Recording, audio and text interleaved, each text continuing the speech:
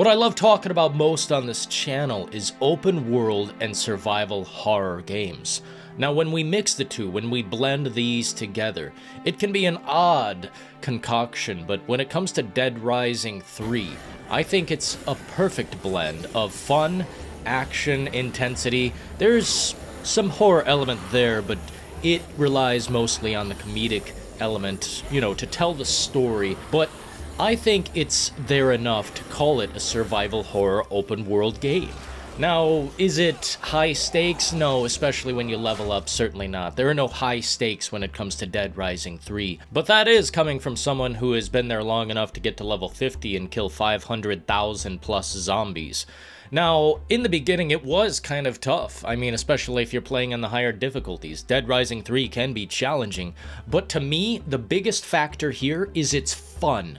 Now, that's something gamers don't really ask for anymore. Fun. No, for a lot of gamers, it's not about the substance, it's about the style and the flash and how it looks. Brightly, neatly packaged, just for you.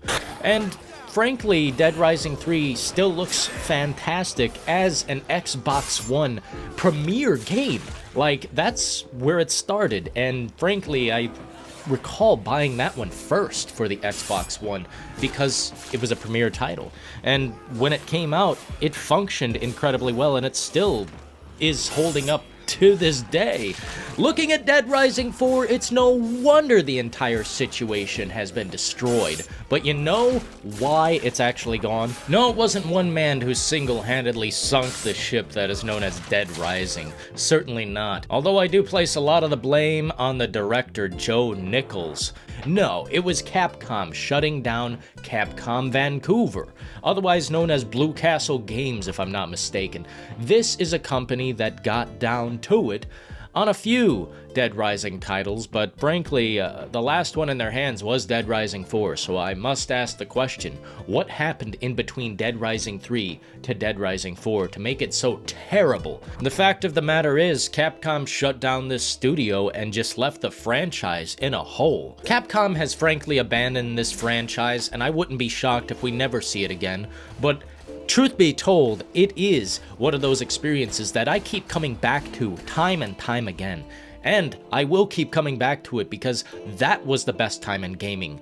Everyone these days accepts a little bit less. It's all about style these days and has nothing to do with substance. People want graphical fidelity. Well, I want to see the details. I want to see tons of animations. I want to see hundreds of enemies on the screen. I want to push things forward, not backward. I don't care how pretty something looks. If it's non-interactable, then what's the point? The shot glasses on the tables in Resident Evil 2, for example, the remake. Yes, I'm going back to that. Although I changed my opinion on it, it is a good game.